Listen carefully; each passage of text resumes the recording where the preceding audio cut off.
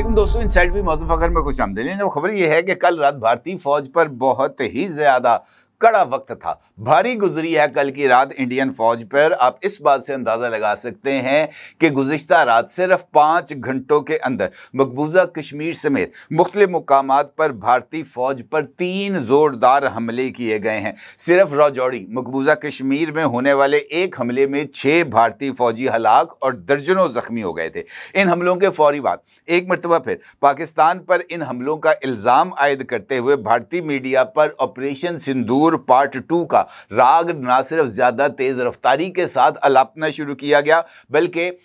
नई बयानिया साजी का आगाज भी हो गया। ना सिर्फ ये बल्कि इसके बाद भारतीय मीडिया सरक्रीक के इलाके में बीएसएफ की पोस्ट और पेट्रोलिंग बोट पर पाकिस्तान की तरफ से ड्रोन हमले की खबर भी दे रहा है, जिसमें भारतीय मीडिया के मुताबिक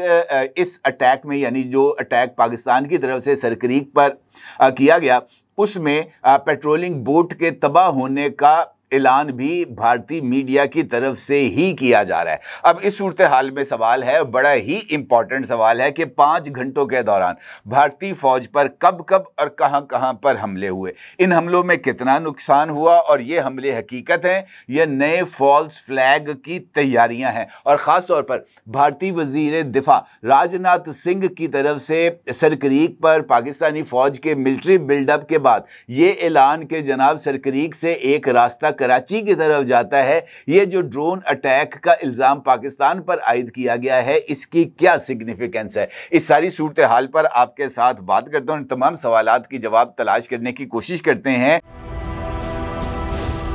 क्या आप एक बिजनेस ओनर हैं और चाहते हैं कि आपका ब्रांड ज्यादा से ज्यादा लोगों तक पहुंचे? हमारे पास है आपके लिए एक बेहतरीन मौका। हमारे YouTube चैनल पर रोजाना हजारों लोग वीडियोस देखते हैं। ये वही लोग हैं जो बाखबर, बाशऊर और फैसला करने वाले हैं। अब आप अपने बिजनेस को बराह रास्त हमारे YouTube चैनल पर प्रमोट कर सकते हैं। प्रोडक्ट प्लेसमेंट और स्पॉन्सर्ड सेगमेंट्स के जरिए आप अपने ब्रांड को लाखों पोटेंशियल कस्टमर्स तक पहुंचा सकते हैं। तो देर किस बात की, आज ही अपने बिजनेस को नए लेवल पर ले जाएं। For more information, call us 9233 8122 280।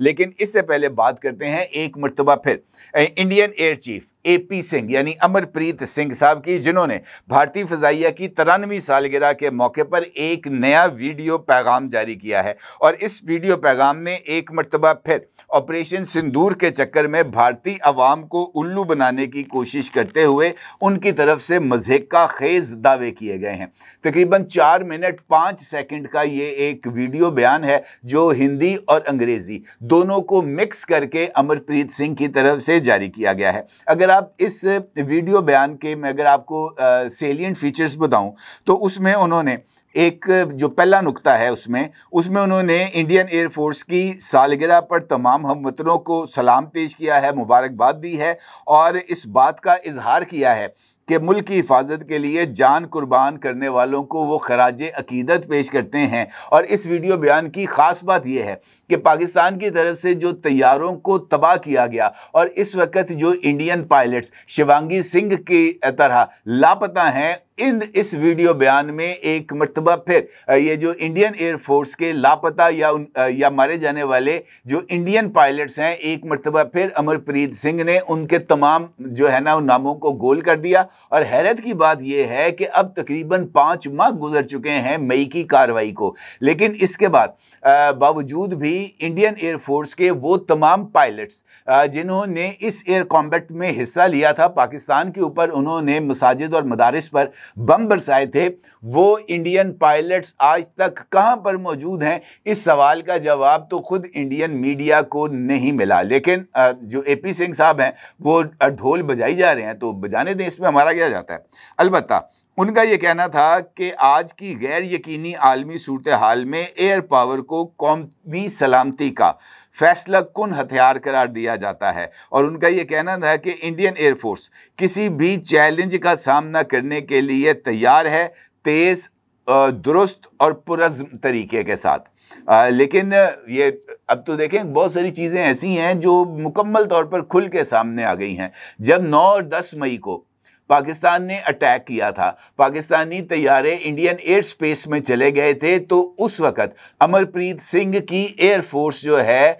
वो उस वक़्त कौन से भंग के नशे में थी कि उनको अपने तैयारे फ़िज़ा में उड़ाने की हिम्मत तक नहीं हो सकी। और भारत का chief of defence Anil Chauhan बरमला इस बात का इजहार कर चुका है कि 6 और 7 मई की दरमियानी शब जब इंडियन एयरफोर्स ने पाकिस्तान पर अटैक किया था और पाकिस्तान की तरफ से जवाब दिया गया था, तो उसके बाद अगले 3 दिन तक इंडियन एयरफोर्स ग्राउंड हो गई थी। यानी उनकी हिम्मत नहीं पड़ी थी कि वो दोबारा अपनी एयरफोर्स को हवा में लेके जाएं, आसमानों पर परवाज करें। और उसके बाद अगर ये कहा जाता है कि जनाब हम चैलेंज का मुकाबला करने के लिए तैयार हैं, तो जब हकीकी चैलेंज दरपेश था उस वक़्त तो अमरप्रीत सिंह और उनकी एयरफोर्स दोनों ही मंजर से कतई तौर पर लापता हमें नजर आए। उसके बाद उन्होंने पहलगाम वाक़े का और ऑपरेशन सिंदूर का जिक्र किया और उनका ये कहना था कि पाकिस्तान की तरफ से शहरी आबादी और फौजी तनसीबात पर हमलों की कोशिश की गई और इंडियन एयरफोर्स ने इस कदर पुरज़्म हमले किए कि दुश्मन को अमन की बातचीत के लिए मजबूर होना पड़ा। अब 9 और 10 मई को देखें, झूठ बोलने में किसी का कुछ नहीं था। पंजाबी की मिसाल है ना, गिट्टे जोड़ के झूठ बोलते हैं, तो ये तो मुझे लगता है गिट्टे के साथ गोड्डे भी जोड़ के झूठ बोलते हैं। पूरी दुनिया को इस बात का बखूबी अंदाज़ा है कि 9 और 10 मई को जब पाकिस्तान ने फतह 1 और फतह 2 की बारिश की थी, 1 घंटे के अंदर 1000 मिसाइल्स को फायर किया गया था इंडिया की तरफ। तो इस सारे अरसे के दौरान जब पाकिस्तान की तरफ से मुंह तोड़ जवाब दिया जा रहा था, इंडियन एयरफोर्स का एक तैयारा भी हवा में मौजूद नहीं था, जबकि पाकिस्तानी एयरफोर्स के चीफ जनाब ज़हीर बाबर सिद्धू साहब ने खुद बजाते खुद जंगी तैयारे के ऊपर JF-17 थंडर के ऊपर उन्होंने 30 मिनट तक भारतीय एयर स्पेस के अंदर उन्होंने प्रवास की थी। तो अगर फौरी जवाब दिया गया था तो वो जवाब किस चांद पे दिया गया था, इसकी उन्होंने किसी तरह की कोई तफसील नहीं बताई। अलबत्ता उनका ये कहना था कि ऑपरेशन सिंदूर वाज़े आला हदायत, मुकामी सलाहियतों, तमाम तर दिफाई अफवाज के दरमियान मौसर हमआहंगी और ज्वाइंटमैनशिप का एक बेहतरीन मिसाल है। उनका ये कहना था कि एयरफोर्स जो है वो अपनी जो सलाहियतें हैं उनको बरूए कार लाती रहेगी और जनाब वो अपनी सरहदों की हिफाजत के लिए हर तरह के इक़दामात करते रहेंगे। अब इसकी क्या हकीकत है, क्या फसाना है, ये तो अब मुकम्मल तौर पर खुल के सामने आ गया है। अलबत्ता जो हकीकी सूरत हाल है वो आपके सामने इस तरीके से सामने आती है कि किसी भी जगह पर अब तक की इतलात के मुताबिक जो इंडियन बिल्डअप है, ख़ास तौर पर हालिया इंडियन लीडरशिप की, चाहे वो पॉलिटिकल लीडरशिप है चाहे वो अस्करी लीडरशिप है, उसके बाद मिलिट्री बिल्डअप बढ़ता चला जा रहा है। लाइन ऑफ कंट्रोल के ऊपर ख़ास तौर पर ना सिर्फ कशीदगी ज़्यादा है बल्कि इंडियन मीडिया की ये रिपोर्ट्स भी हैं कि लाइन ऑफ कंट्रोल पर इंडियन एयरफोर्स और पाकिस्तानी एयरफोर्स दोनों ने गुज़िश्ता रात परवाज़ें की हैं और ये परवाज़ों का मतलब ये पैगाम देना होता है कि फ़ौज किसी तरह के हमले का या किसी तरह की सूरत हाल का जवाब देने के लिए मुकम्मल तौर पर तैयार है। अब इस सूरत हाल में ये जो 5 घंटे में 3 हमले हैं ये बहुत ही ज़्यादा अहमियत के हामिल हैं। अगर मैं आपको बताऊं कि इन हमलों की तफसीलात क्या हैं। पहला अटैक जो किया गया है वो मकबूजा कश्मीर में राजौरी सेक्टर के अंदर किया गया है। राजौरी सेक्टर में यहाँ पर एक इंडियन जो जिसे हम कह सकते हैं कि ऑपरेशनल फोर्स है और BSF वहाँ पर मौजूद है और उसके साथ साथ वहाँ पर जो उनकी एक जो है ना जिसको राष्ट्रीय राइफल्स का नाम दिया गया है वो वहाँ पर तैनात है। वहाँ से एक फ़ौजी काफ़िला गुज़रा था और उस फ़ौजी काफ़िले के ऊपर ज़ोरदार हमला किया गया, बॉम्ब्स उनके ऊपर फेंके गए और इसके साथ साथ बारूदी मवाद के ज़रिए भी इस कॉन्वॉय को हिट करने की कोशिश की गई, जिसके नतीजे में ये जो राष्ट्रीय राइफल्स हैं इनके ऑफिस के करीब से, यानी इनका जो वहाँ पे हेडक्वार्टर है, वहाँ से गुज़रने वाला ये जो काफ़िला है ये जो है वो निशाना बना और अब तक की इतलात के मुताबिक राजौरी में BSF के 6 फ़ौजी जो हैं वो मारे जा चुके हैं, जबकि दर्जनों इस हवाले से ज़ख्मी हैं। इंडिया टुडे ने इस हवाले से एक तफसीली रिपोर्ट भी जारी की है। दूसरा वाक़या जयपुर अजमेर हाईवे पर पेश आया और यहाँ पर भी बीएसएफ का एक काफिला गुजर रहा था और इस काफिले के ऊपर भी अटैक किया गया, बमों से हमला किया गया और उसके साथ साथ इस वाक़े की जिम्मेदारी खालिस्तान जिंदाबाद फ्रंट ने कबूल की है। इस वाक़े में अब तक कितने लोग मारे जा चुके हैं या कितने ज़ख्मी हैं, इसकी अभी तक तफसील सामने नहीं आई। अलबत्ता इंडियन मीडिया का ये दावा है, जबकि बहुत सारे लोगों का ये मानना है कि यहाँ पर जो अटैक किया गया वो बीएसएफ का कॉन्वॉय था जो यहाँ से भी गुजर रहा था और उस पर अटैक किया गया, जबकि इंडियन मीडिया का ये दावा है कि ये एक कॉन्वॉय था, इसके अंदर बीएसएफ के लोग भी शामिल थे और ये मकबूजा कश्मीर के लिए एलपीजी के सिलेंडर्स लेके जा रहे थे और एलपीजी के फटने की वजह से ये धमाका हुआ, जबकि हकीकत जो है वो मैंने आपको बताई है कि ये इसी तरह का वाक़या है। तीसरा वाक़या मणिपुर इम्फाल का एक इलाका है जो भारत का एक शोरिश ज़दा इलाका है और यहाँ पर जो है वो काफ़ी हद तक भारतीय फ़ौज और बागियों के दरमियान लड़ाई जारी रहती है। यहाँ पर असम राइफल्स के हेडक्वार्टर को अटैक किया गया है बागियों की तरफ से और बताया गया है कि यहाँ पर बागियों ने एक इतना ज़ोरदार हमला किया था कि ये जो असम राइफल्स का मणिपुर के इलाके इम्फाल में हेडक्वार्टर था वो मुकम्मल तौर पर तहस नहस होके रह गया है। और इस वाक़े के बाद जो ये हेडक्वार्टर था असम राइफल्स का, यहाँ से फायरिंग की आवाज़ें भी सुनी गई हैं। अलबत्ता इस हेडक्वार्टर से उठने वाला धुआं बड़ी दूर दूर तक देखा गया है, जो कि इस बात की तरफ इशारा करता है कि ये जो असम के बागी हैं उनकी तरफ से ये जो अटैक है वो काफ़ी हद तक जो है वो ताकतवर उसका असरात रहे हैं और यहाँ से भी अब तक की इतलात के मुताबिक नुकसानात का तखमीना लगाया जा रहा है और बताया जाएगा बाद अज़ां के जनाब कितने लोग मारे गए हैं, कितने ज़ख्मी हुए हैं और इस ये जो असम राइफल्स का हेडक्वार्टर था यहाँ पर कितना नुकसान हुआ है। अलबत्ता ये बात तय है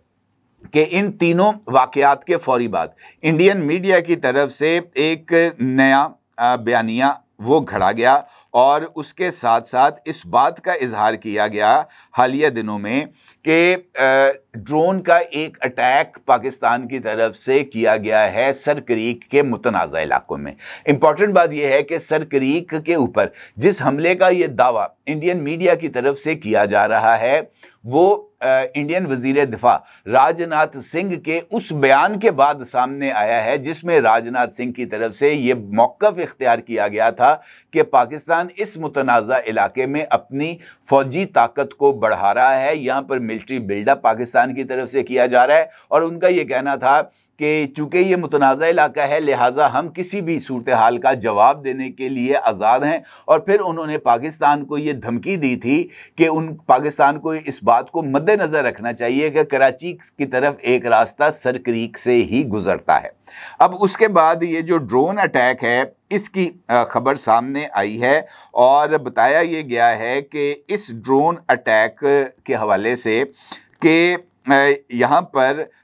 जैसे इंडिया टुडे है और डीडी न्यूज़ है, उन्होंने रिपोर्ट किया है कि पाकिस्तान ने इस मुतनाज़ा इलाके में ड्रोन अटैक किए हैं जो इंडियन सरहद के करीब बीएसएफ की पेट्रोलिंग और जो उनकी सर्विलेंस सिस्टम है उसको निशाना बनाने की कोशिश की गई है। उनका ये कहना था कि ये हमले ऑपरेशन सिंदूर के बाद पहला मौका है जब इस इलाके के अंदर पाकिस्तान की तरफ से किसी तरह की कोई कार्रवाई की गई है। उनका ये कहना है कि पाकिस्तान ने सर क्रीक के इलाके में नया मिलिट्री इंफ्रास्ट्रक्चर जिसमें बंकर्स, रेडार्स और फॉरवर्ड बेसिस हैं वो तैयार की हैं और इन्हीं फॉरवर्ड बेसिस से ये ड्रोन्स जो हैं उनको लॉन्च किया गया और जो इन्फेंट्री ऑपरेशंस की सलाहियत रखते हैं हमलों के साथ साथ। ये उनका इंडियन मीडिया का कहना है कि ये कम रेंज ड्रोन्स थे, जैसे पाकिस्तान के पास चाइनीज़ विंगलोंग या चाइनीज़ CH-4 मॉडल्स के ड्रोन्स थे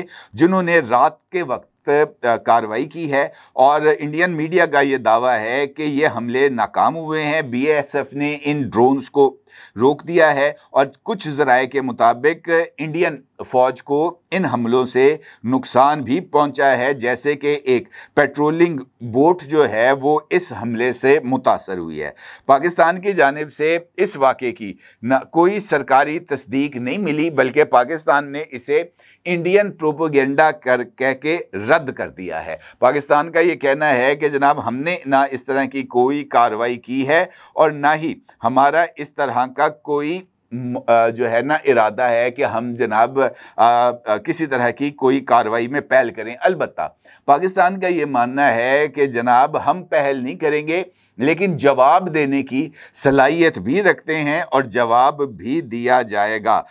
इस हवाले से पाकिस्तान के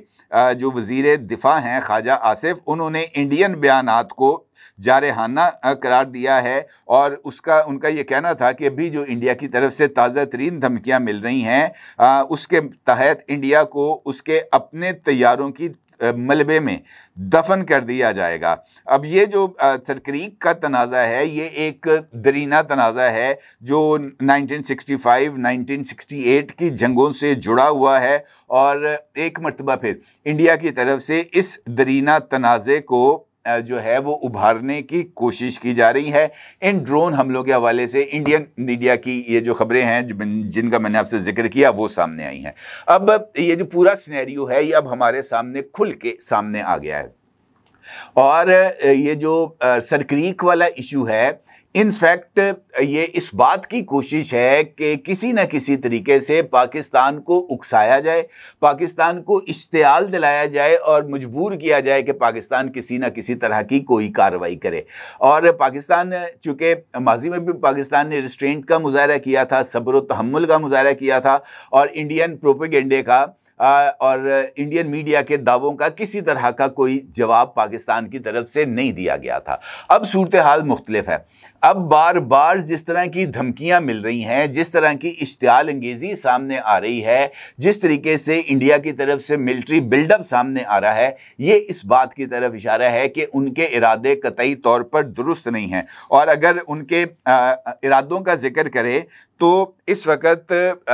ख्वाहिश तो उनकी बड़ी है कि वो किसी न किसी तरीके से कोई ऑपरेशन करें, क्योंकि इस वक्त भारतीय वज़ीर आज़म नरेंद्र मोदी की जो सर्वाइवल है, जो उसकी सियासी बका है, वो इसी बात पर बेस करती है कि वो पाकिस्तान को हार्ड हिट करे और इसी बुनियाद के ऊपर वो अगले महीने होने वाले रियासत बिहार के इलेक्शन में जाए, ये कहते हुए कि मैंने ऑपरेशन सिंदूर पार्ट 1 का बदला ऑपरेशन सिंदूर पार्ट 2 में ले लिया है। जबकि मुझे नहीं लगता कि इस वक्त नरेंद्र मोदी अगर ऑपरेशन सिंदूर पार्ट 2 लॉन्च करने की गलती करेगा तो उसका खमियाजा उसको ऑपरेशन सिंदूर पार्ट 1 से ज़्यादा शदीद मिलेगा और फिर ये लड़ाई महज रवायती हथियारों की लड़ाई नहीं रहेगी, बल्कि उसके बाद इसका स्कोप और इसका लड़ने का अंदाज़, वो दोनों चीज़ें जो हैं वो ना सिर्फ तब्दील हो जाएंगी बल्कि उसके बाद पूरे दुनिया का अमन भी ख़तरे का शिकार हो जाएगा। और भारतीय हुकूमत और भारतीय फ़ौज को जितनी जल्दी ये एहसास हो जाए उतना ही बेहतर है। अदरवाइज़ तो ज़मीन तो मौजूद रहेगी, पानी भी मौजूद रहेगा, लेकिन शायद कोई पीने वाला नहीं होगा। और इस सारी सूरत हाल में जो है ना पैगाम बस यही है कि जो मर्ज़ी करें अपने रियासत के अंदर, जितने मर्ज़ी बोल बचन करें, लेकिन बॉर्डर क्रॉस करने की, लाइन ऑफ कंट्रोल क्रॉस करने की गलती ना की जाए, क्योंकि इसका खमियाजा बहुत ही ज़्यादा भारी भुगतना पड़ेगा। अपनी जगह ज़रूर इज़हार कीजिएगा। आपका बहुत शुक्रिया। अल्लाह हाफ़िज़।